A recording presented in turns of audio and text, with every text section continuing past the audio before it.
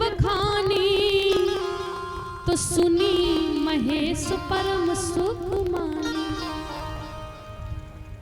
अब जरा कल्पना कीजिए, जो कथा सुनाने वाला है वो नीचे बैठा है और कथा सुनने वाला ऊपर बैठा है। कुंभज ऋषि ने अपने स्थान पर शिव को बिठा दिया और वो नीचे बैठ करके कथा सुनाना आरंभ कर दी। अब सती के मन में फिर संशय हो गई, बोले हमको नीचे बैठना चाहिए था, हम श्रोता हैं, तो हम ऊपर बैठे हैं और ये नीचे बैठे, इसका मतलब इनको कुछ आता जाता नहीं है। माताओं के मन में अक्सर ये बात हुआ करती है। राम कथा मुनि बरज बखानी सुनी महेश परम सुकुमानी। जो कथा सुनने वाले भक्त होते, जिनका कथा में मन लगता है, वो अपने घर में बैठ करके लेट करके भी कथा पूरी सुन लेते हैं, और जिनका कथा में मन नहीं लगता वो दरबार में आकर भी कथा नहीं सुन पाते।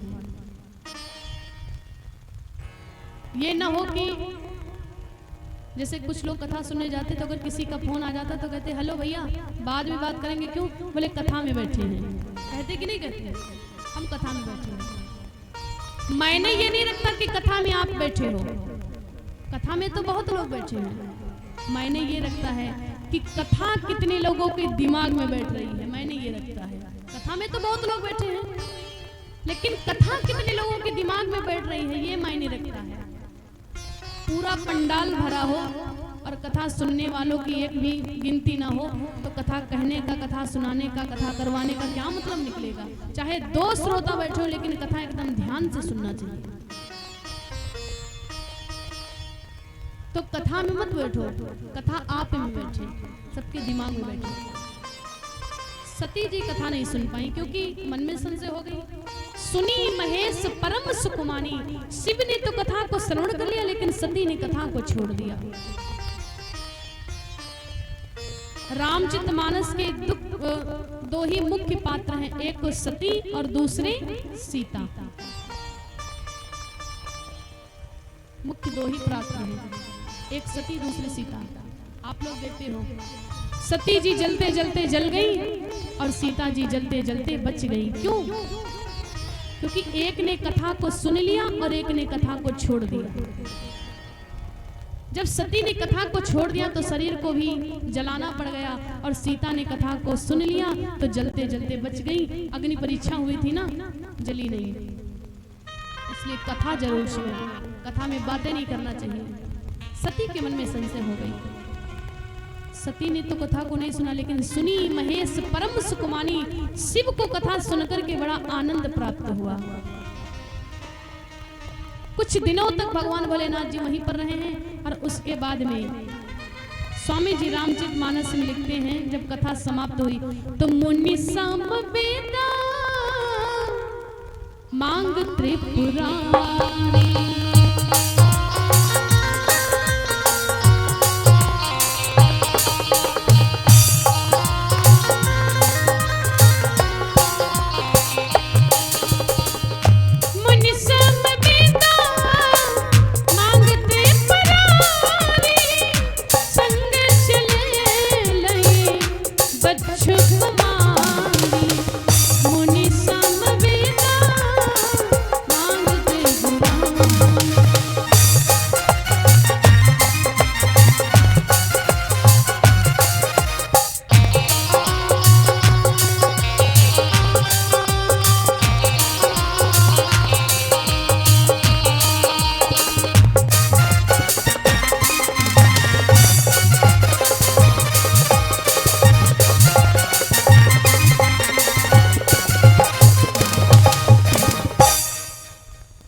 शिव ने कथा को श्रवण कर लिया, और जब भगवान भोलेनाथ ने कथा को श्रवण कर लिया तो शिव का सम्मान बढ़ गया और सती का सम्मान घट गया।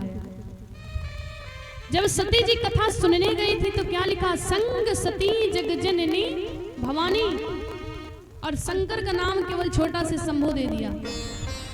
लेकिन जब शिव ने कथा को श्रवण कर लिया और सती ने कथा को छोड़ दिया तो शंकर का नाम शंभु से त्रिपुरारी पड़ गया। मुनि सम विदा मांग त्रिपुरारी। शिव का नाम शंभु से त्रिपुरारी पड़ गया, और सती जी का नाम संग सती जगजननी भवानी से क्या पड़ गया? बोले संग चले ले दच्छु कुमारी। अब आप यहीं पर देख लीजिए, शिव को कितना सम्मान मिला, क्यों? क्योंकि शंकर जी ने कथा को सुन लिया और सती ने जब कथा को छोड़ दिया तो सती का मान सम्मान घट गया। दक्ष कुमारी लिख दिया, बोलिए दक्ष की पुत्री है। और सबसे ज्यादा सती के दुर्भाग्य की बात तो ये है ना कि ये जा रही हैं अपने पति के साथ में और परिचय दिया जा रहा है इनके मायके वालों का। ये दुर्भाग्य की बात। क्यों? जब आपकी बेटी का विवाह हो जाता है, विवाह होने के बाद में जब बेटी ससुराल पहुंचती तो आधार कार्ड जो बनता है, फिर पति का नाम ही पड़ता है आधार कार्ड में, पिताजी का नाम नहीं रहता है। सब कुछ बदल जाता है। कोई पूछते भी हैं ससुराल में कि ये कौन है, तो लोग बताते कि उनकी बहू है, फलाने आदमी की बहू या उनकी पत्नी है। लेकिन इनका दुर्भाग्य ये है कि ये जा रही है अपने पति के साथ में और परिचय दिया जा रहा है इनके मायके वालों का। अगर कोई लड़की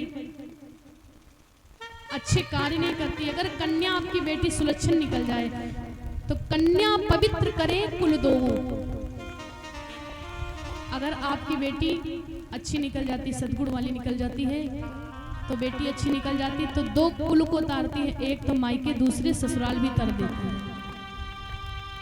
अगर बेटी आपकी अच्छी निकल गई तो मायका तो तर ही जाता है और साथ साथ में मायके के ससुराल भी तर जाती है।